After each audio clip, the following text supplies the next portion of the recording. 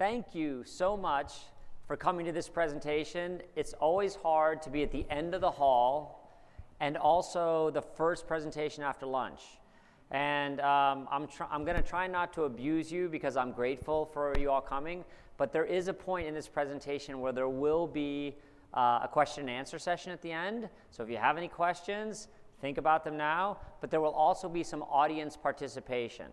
Don't worry, it involves you having to raise either your right hand or your left hand, and that's pretty much it. So it won't be more in tune than that. I know when I sometimes say that, it scares everybody and they run out the back door like, I don't want to talk, I don't want to participate, but it'll only be like just to make sure that you're still paying attention. Here's our disclaimer. I'm not exactly sure why we need a disclaimer when you're having an insider risk talk, but I guess RSA doesn't want to get sued by any of you in case I give you bad advice. My name is Joe Payne. I'm the CEO of Code 42. I've been in the security industry for over 20 years. I was the CEO of the first SIM product a little over 20, about 21 years ago, called eSecurity. And I'm looking around the room, and there's probably a few of you in the room who might remember that. But sometimes I'd rather forget it. It was a long time ago. I am here to talk about insider threat and insider risk, but you noticed in the title we talk about collaboration because the world has changed and we really have to think about our employees and how they're sharing data and allow them to do that. And so at our company, our mission is to secure the collaboration culture. Hopefully by the end you'll understand a little bit about the problem, why it's been hard to address, and then ideas for all of you to take away with you to figure out, okay, how do I handle this at my organization? Now, I'm going to spend the first part just talking about the problem a little bit and why it's growing. This is a big problem. We did some custom research with 700 security professionals recently, and a couple of the key stats that came out of that is that the events of insider risk or insider threat had grown 32% over year. Most 3/4 believe it will grow, and when you have a big incident, they're very expensive.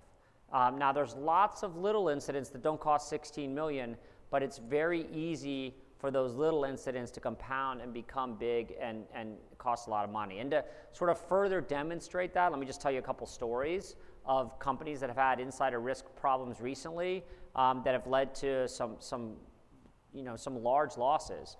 So J&J had a couple of employees in one of their divisions that does robotic surgery, and 3 of those employees got together, grabbed all the J&J specs and docs and information about the robotic surgery program, and went and founded their own company.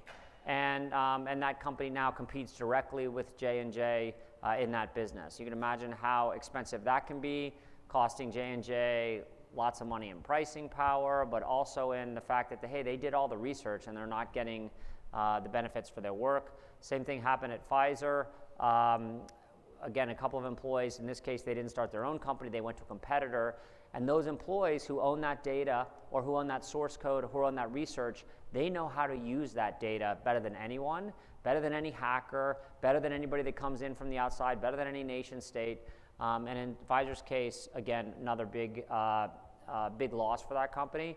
The one that is really interesting is Appian. Appian had a contractor that basically stole a lot of their product plans and information, and then shared that with Pegasystems, and that actually went to federal court. And there was a judgment last year of over $2 billion against Pegasystems. Now, Pegasystems' entire market cap when the award was made wasn't even $2 billion, and Appian's market cap wasn't $2 billion. And so you can see the level that that particular jury assigned to that value.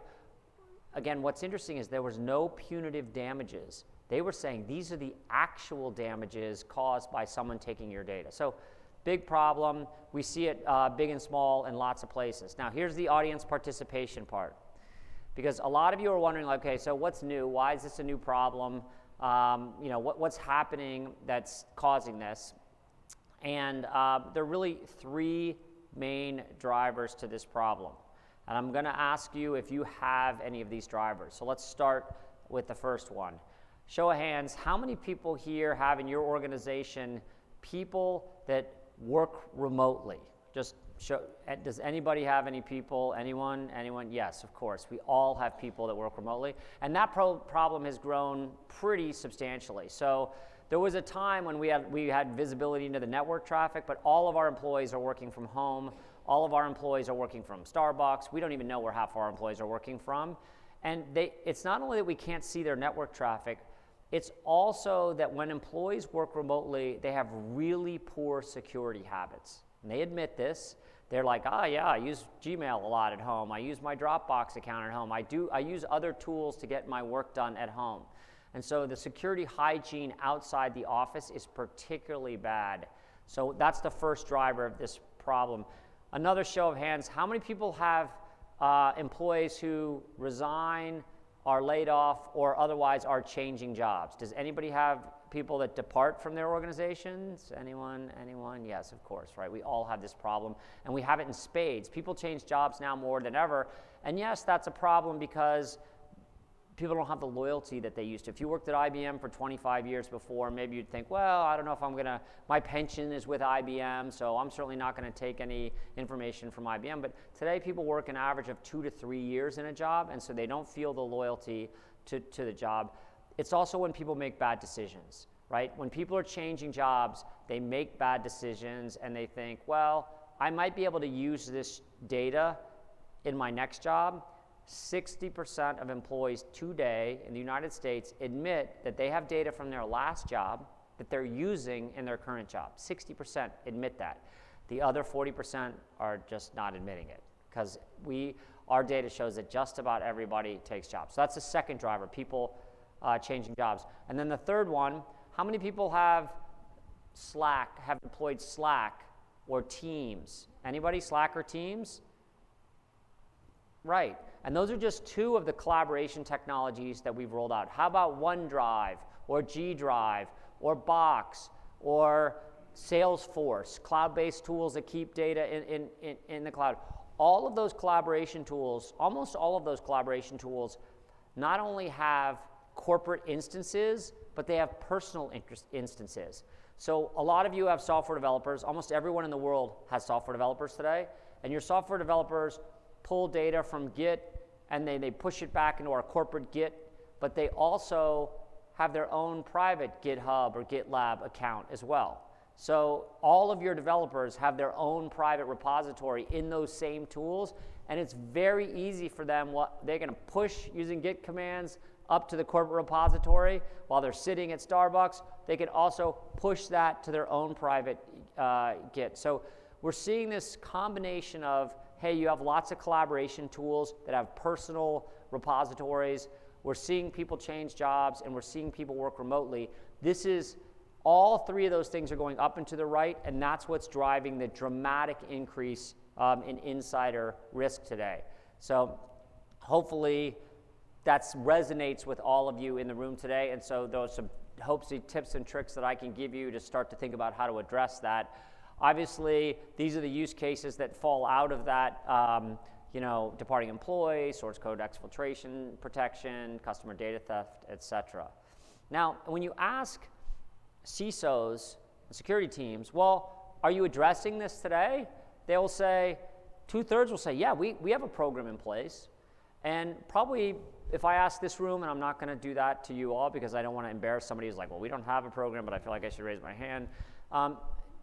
What's interesting about this is probably more than half of these don't have any technology supporting that. What do I mean by that? Well, do you have a program in place? Yes, we do. What is it? Well, in the acceptable use policy and the employee handbook every year, we say, thou shalt not take company information.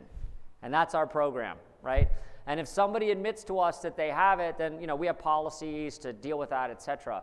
But people don't have technology to enforce these programs today, and there's a reason that they don't have technology to enforce these today. It's because the old technology that was built to solve this problem was so bad, most companies said, we'd rather not have any technology than to deal with that. So I'll cover that again in just a minute. What's interesting and probably one of the reasons people don't have technology to support this today is literally the hardest most difficult threats to detect are insider threats. So 25% more difficult than malware threats. Does this surprise any of you? Like, we just saw the biggest leak, or one of the biggest leaks that the military has seen in years. Jack Teixeira, 21-year-old. I just found out that that what I heard on a podcast about that insider threat said that 400,000 people have access to the system that Jack had access, including this gentleman right here who's in our military reserves, right? 400,000 people have access to that, so it just takes one or two people to pull that data. The same thing is true in your organization where everybody has access to a lot of your data, so it's really hard to track. Now, we ask people, well, why is it so hard? And this is kind of interesting because what they tell us and then what's real, we'll break that down for a second. But they tell us, wow, it's really hard to keep policies up to date. It's really hard to collaborate when we're investigating because we've got to work with HR, we got to work with legal, and that can be problematic. We're in security. We don't want to work with anybody to solve a problem. We just want to stamp out the problem. Like when we solve most of our problems, when we deal with malware, when we deal with ransomware, we don't have to call up the HR team and ask them what their opinion is. So it's kind of a pain in the neck to answer it. And also, like, we can't even measure it. How are we going to measure the impact of these programs? This is what they tell us is the problem, but I would posit that that's just part of the problem. Technology is part of the problem.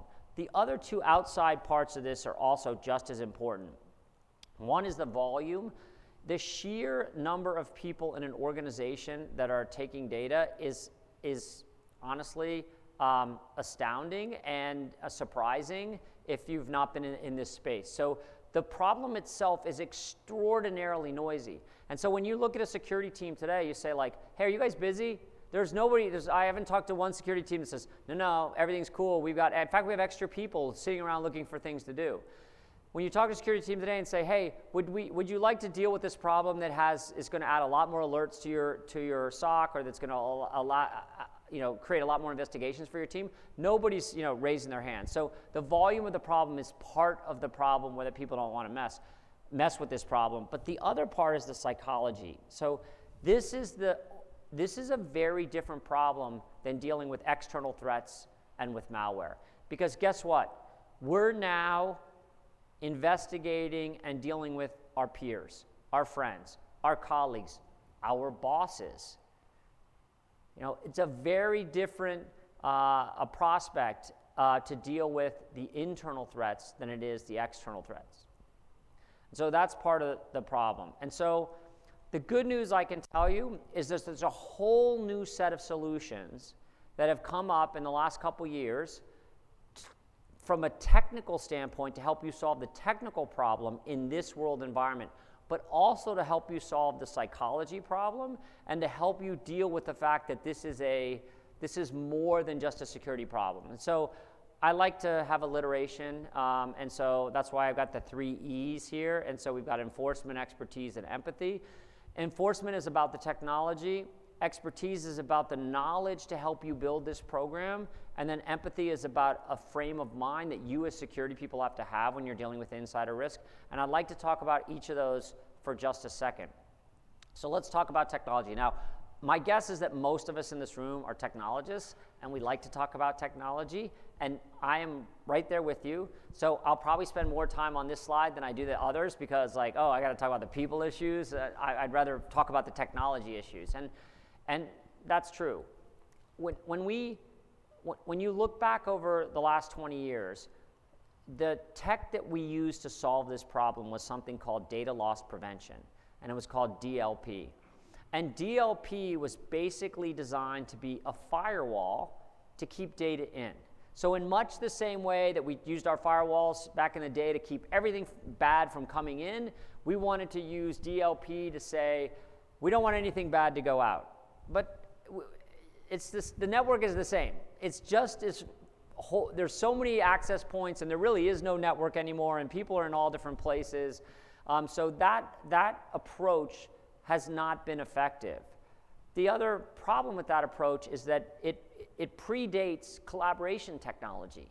So you got the CIO and the CEO putting out Slack and Teams saying, You know what I want you guys to do? I want you all to share data. I want you all to work together. I want you to collaborate. I want all these people to know different things so that we can solve problems together. And that's what was happening in the military, right? The military shares intel across all these branches now because after 9/11, they realized, hey, everybody did have pieces of the puzzle, but nobody knew how it all came together. Well, in business, that analogy holds, which is you don't want marketing in silos where different people in marketing know different things, or marketing not working with sales or whatever. So we have all this collaboration tech to work together, and we encourage our employees to share information. So imagine being the security person who comes in and goes, hey, I've got a great insider threat program. What we're going to do is we're going to block everything from being shared. We're going to wall off the different teams. Everything's on a need-to-know basis, and nobody can move data around anywhere. And the result of that has been that all the users get angry. And by the way, it's not just the run-of-the-mill users. It's the CEO and the CFO and all the executives who are trying to, hey, I had a presentation this afternoon at RSA, and I tried to put it on a thumb drive, and your technology blocked it. Or I tried to email it at the last minute to myself using Gmail so I could get it up here. And it's like that stuff doesn't work very well and blocks people and makes people unhappy. So people got pretty unhappy with their DLP. It was not cloud aware. It couldn't connect to your Salesforce, your Box, your OneDrive, or all that kind of stuff. And so people have been unhappy. So what did people do instead? What people did instead is they said, we're not going to have anything. We're going to have no enforcement technology, none whatsoever. We're just going to have policies, and we're going to hope that works.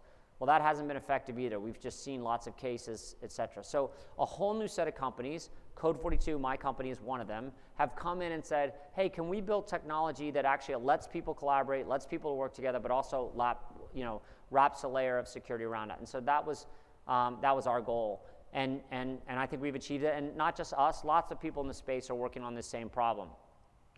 The questions that you want to ask if you're looking in this space, you want to start by making sure that it's cross-platforms, work on Mac, PCs, those kind of things, right?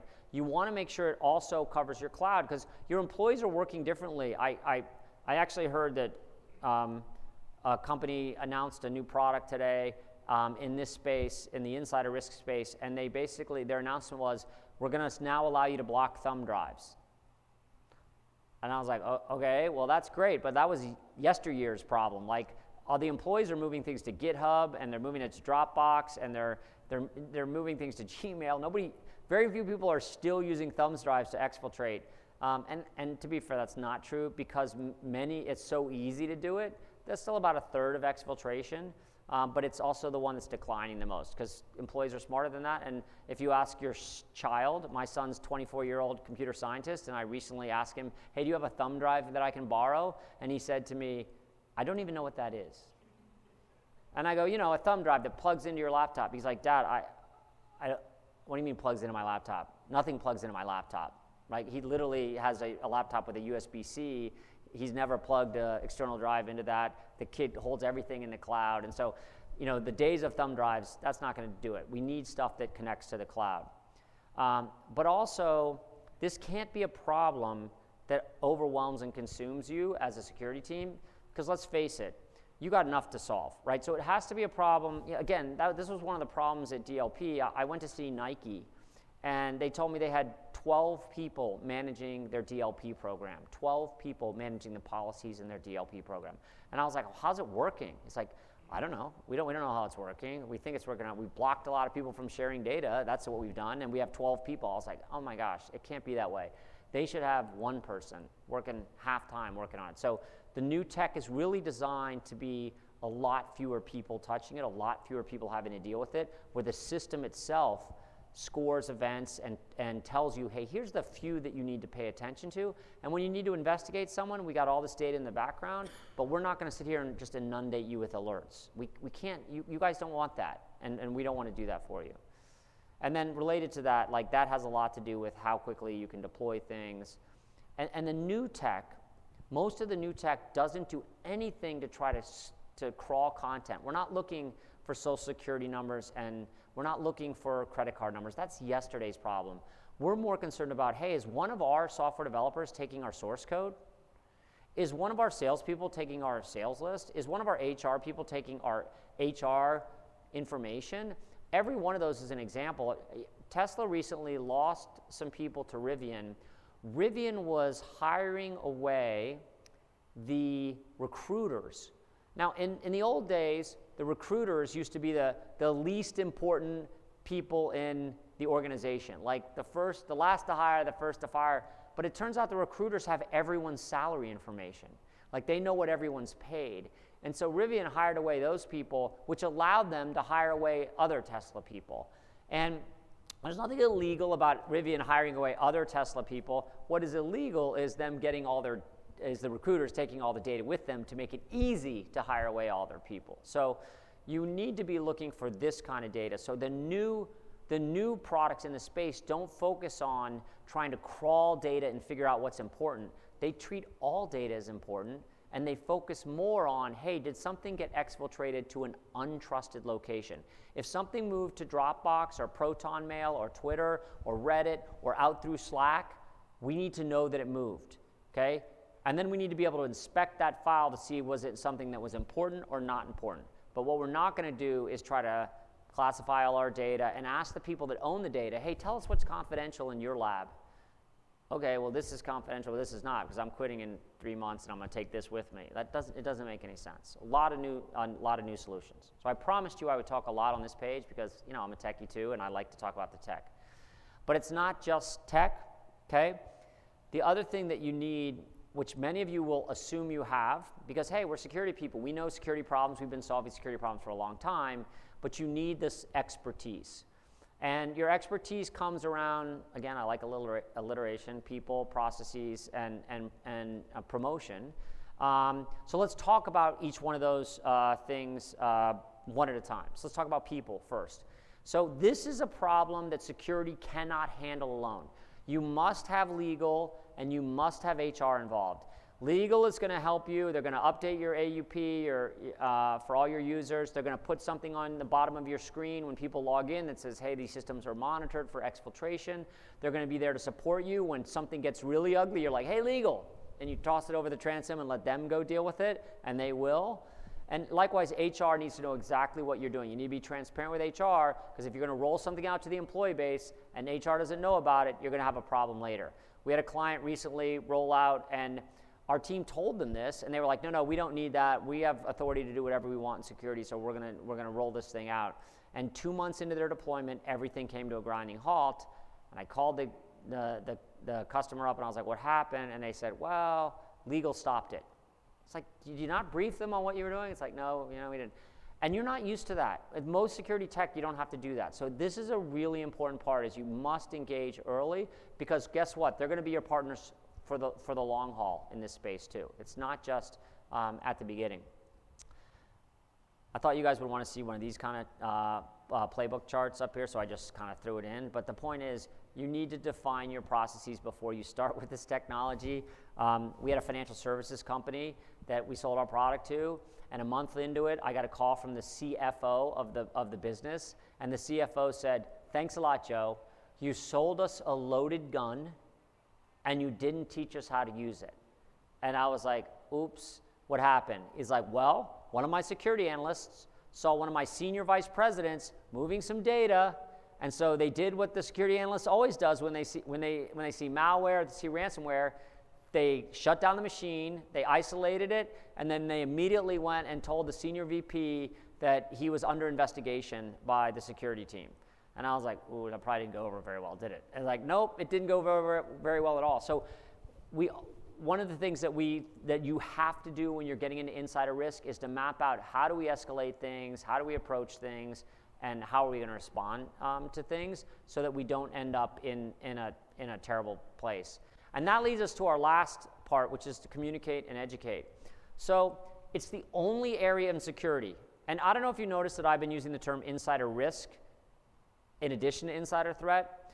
We like to say insider risk because it encompasses more of what happens in your organization. There's a lot of things that are accidental. Not everything's a threat. And also, to be honest, we don't really want to call all of our employees threats. It just starts with a bad mojo with what we want to be like in security when we're dealing with our employees. But this is the only group, this is the only technology where you actually want your adversary to know exactly what you're doing. You want your adversary to know that you are monitoring their activity. You want them to know that, hey, if you send something out via Dropbox or you push source code to your personal GitHub account, we will see that. And the reason you want them to know that is they will stop doing it. I had a mentor in retail when I was growing up, and he said to me, I was running this little store, I was 18 years old, and somebody was stealing from the till, okay? Small store. And I was really surprised as the manager. I was like, I can't believe somebody's taking from the till. And he looked at me and he said, this is retail. And retailers have figured out insider threat long before we techies did. Retailer says, okay, here's how it works, Joe. 10% of the people will never steal from you. 10% of the people will always steal from you. And then 80% will steal from you if you give them the opportunity. It's like, wow. It's like your job as the manager is to make sure that 80% know that you care, that you have systems, that you have processes, and they won't steal from you, so that you can spend your time focused on the 10% that are always going to steal from you, no matter what you put in place. And that's what you have to think about your insider risk program as, is if you get the word out, if you educate your employees, if you educate them in real time, that's one of the most important things. Hey, we just saw in the last hour that you uploaded something to Dropbox or that you put something in Gmail. Hey, we don't use that here. So just a reminder, if you need to use a public sharing platform, we use OneDrive. And here's a little video that you should click on and to watch that, right? That does two things. One, it trains the customer, the end user, like, oh, I should use the right thing. But more importantly, they go, wow, security is actually paying attention to me, right? And we normally don't want that in security. We don't want people to know our methods and processes, but in this case we do, because it will dramatically reduce the amount of exfiltration that we have. All right, here's my last E. Remember I had the 3 E's, right? My last one was empathy. And this is one of the hardest one for security people, so I expect some of you to chuckle while I'm up there talking about empathy, because this is not a skill set that generally we as a security industry are great at. And empathy sounds something like this. Hi, we noticed that a document titled Onboarding Notes was saved to a non-corporate cloud service. Did you mean to do that? Note the difference in, hey, that's against company policy. Like, we love, I was showing this slide to someone yesterday, and they said, you should just put comma dumbass at the end of all these other ones, because we love to be like, did you really do that? And so we have learned, because all we do is insider risk at Code 42, we have learned that the empathetic approach is actually extraordinarily more helpful to the organization, and it sets the tone in a way that you will really be appreciated in the company versus the way we normally operate in security. Remember that CFO with the loaded gun story? Like, this is where they screwed up, but we screwed up because we didn't train them on how to use empathy. So this whole approach on an empathetic approach, I think, is super helpful. Even when it's about recovering. Hey, can we help you recover this information? Or getting that short video to them. Like at Code 42, we've recorded over 100 short videos that cover all the situations you could possibly think of that someone has. And our clients use those, they're less than a minute, to just remind everybody and give them that nice little polite nudge. And what amazes people when I show them the videos is, oh, the people in them are so nice. You know, and that's not like anyone on our security team. I was like, I know, that's why we made videos. Because if you tried to do this in person, you wouldn't be able to not say dumbass at the end of all your things. And so, like it or not, in security, we tend to be a little harder core. I'll tell you, I have a guy on my team named Austin Wolf, and he's the best at this. We had someone who was leaving our company, and they logged into Salesforce, and they downloaded a report to their personal machine. And that's something that we detect because we connect to Salesforce in the cloud, and we saw that it didn't end up on a managed laptop. And so my security guy reached out and he said, hey, Keith, I noticed that you moved something on your on your personal machine. And by the way, I understand you're also leaving the company in next week. Tell me what's going on here. And he said, oh, well, I wanted to, I was far across the room, and so I used my son's laptop. Oh, no problem whatsoever. Can you pull up your son's laptop right now and let's take a look at it? And he said, give me 20 minutes. Okay, at that point, the investigation changed. Like, Austin's super nice guy, but then Austin's like, okay, no. And then the real Austin comes out and just lays into him.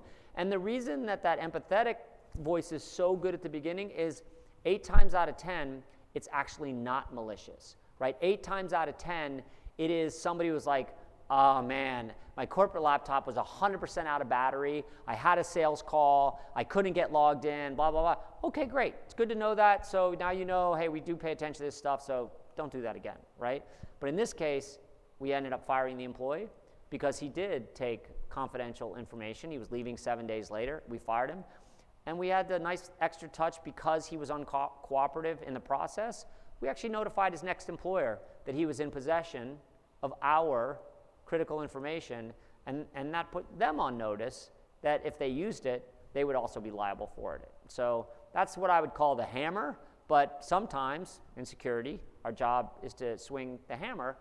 And I also will tell you that every other salesperson was told that story in our company so that they appreciated that, like, hey, my next employer can get notified that I took your data. So don't do that. And that really helps. Again, all done in a kinder and gentler fashion, but I think the point was made. So let's try to be empathetic. So it's my last slide, so no more. If there's any questions, I'm going to take them in just a second. Look, there's lots to do in insider risk. I hope what you take away from this presentation is that it's not the same problem that you're solving in other places, and also there are new technologies to deal with this problem and to deal with combination of cloud and endpoint, where a lot of the exfiltration occurs. It actually occurs in both places and brings that data into one place. If you want to see this in action, this is my only shameless plug. Code 42 is down in the North Hall. We're right inside the door to the left. And anybody down there can show you the product and show you what it looks like. It's the rare security product that when you look at it, you're like, oh, I get that. I see how you can see this and see that, et cetera. So feel free to stop by, and we would love to show that to you.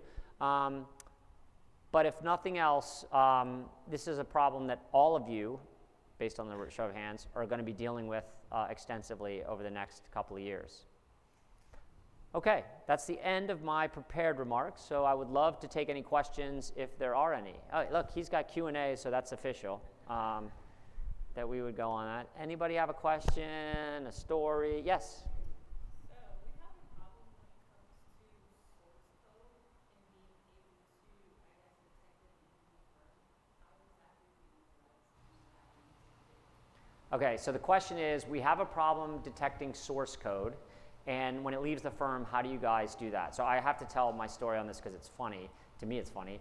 So when we first heard that problem, and when we were talking to our CISOs, everyone has this problem. Because guess what? Everyone is a software company now. Target is a software company now. Every software company is a software company, obviously, but everybody is a software company. And we immediately wrote some detection algorithms for if you upload through a browser, if you send source code out through a browser, we're going to identify that it's source code. We can tell based on the MIME type of the file whether you've got source code, which is basically usually just a text file. And then we're going to look at the destination it goes to. And I'm with one of my software developers, and I was excited about it. And he said, yeah, this is great, Joe, except this is not how I would take source code if I was leaving. And I was like, how would you take source code? And he said, well, I would use Git commands. Because today, Joe, I pull from our corporate repository. Every day I pull, using Git commands, I pull my source code down. I run all my tests on my own machine, like everybody, and I'm a developer. And then at the end of the day, I check my code back in, and I push it to Git. What I would do is I would use those same Git commands, and I would push it out directly to my own GitHub account. And my first response was, it seems like you know a lot about this, actually. Then I was like, why didn't you build that? And they were like, well, product management told us to build this. And I was like, oh. So that was about a year and a half ago. And so we built that to watch on the machine for Git commands that are pushing data. And we can see not only that they're using Git commands to do that, but we can also see the destinations that it goes to. And we can differentiate between a public Git account and a private Git account. So that's how we do that. And that would score in our model very highly. Hey, somebody's stealing source code. Fun fact, source code is the fastest growing area of exfiltration today in all companies. And there's a cultural reason for this also, which is not going to change. Ask any software developer who owns their source code. Any of them. Probably half of you in the room are like, well, I wrote it, I own it, right? And and they're not that crass. They'll say like, I mean, it's not like I left a copy with my company, but I painted this picture, so I should be able to keep a copy, an exact copy for myself and for my own private use. What if I need to use it later? And so they also have to be educated that like you were paid to write that code and you don't own that code, that's owned by the company. And so part of what we do is we create a bunch of videos just for that. So for departing software developers, we actually send them a video that says you don't own your source code, you can't take your source code, don't take your source code. Even just telling them that says something, but we still have to detect them. But everyone has this problem. Again, you want to see that live in action, you can see that down at the Code 42 booth. It's pretty cool. It's pretty good. Yeah, exactly. Do we have 1 minute? Okay. Thank you for that question. It's almost like you're a plant, but she's not. The two behind her are a plant. They both work with me, so if they ask a question, you'll know that it was a plant. What else? Anybody else have a problem? Anybody see anything unusual, different? Yeah. Way in the back, very last row. How do you handle someone who may try to circumvent, for instance, example today, we had an encrypted file, and if you just saved as, you could circumvent the encryption as resaved and stripped all the metadata off it, essentially. So how do you circumvent something like that? Yeah, so good question. I think that was the problem with a lot of the old DLP tools, which are designed to look at the content and try to help you think, oh, is that really important content? The new stuff, like us, the new stuff says, look, we're not going to try to figure that out because there are ways to circumvent it. We're going to look to see, does that go to an untrusted location? All right, are you sharing a zip file to an untrusted location? That's going to go up really high. That's going to score, the model's going to score that really high and bring that to your attention and probably create an alert. So again, the new world, and a lot of you have been in the world a long time and you're like, but I'm not comfortable with that. I want to know exactly what that file is, and is that an important file or not an important file? It's like, how are you going to figure that out in security? I mean, that's at the end of the day, it's really hard to figure out what's important. Well, I'm going to let each department set their own files. Okay, great. So you're going to let the people that are actually stealing the data to tell you whether or not that's important or not. No, we use AI for that. Oh, really? So you use AI. So your AI engine's going to be perfect on that. It's a problem that will never be solved. Which is, hey, it's going to be really hard to solve. Now, having said that, if you have like 10 documents that you've tagged with metadata, systems like ours will absorb that, sure. But the preponderance of the problem is you're not going to know if that's an important document or not. So what we're going to measure, we're going to look at people. Are they trusted or untrusted? Are they a departing employer? Are they a contractor? Or are they a repeat offender? That's some of the things we would measure on. Are they working on a special project? All those things are people we can measure, and then also where does that data go? Does it go to an untrusted location? And then the good part about it is we keep a copy of every exfiltrated file, so now we can look at it if we have to. So if you exfiltrate that file to an untrusted location and we're not sure, we're going to have a security person open that file up and look at it and say, oh, wow, that was all our source code you just took. And so we can handle that once we figure that out what they're doing. But it's a very difficult problem to try to solve by blocking everybody from moving files around, because you just slow all the machines down and you piss off all the users. Okay, I think if I have time for one more question, if there's one more question. There was somebody over here that was thinking about one. Yeah?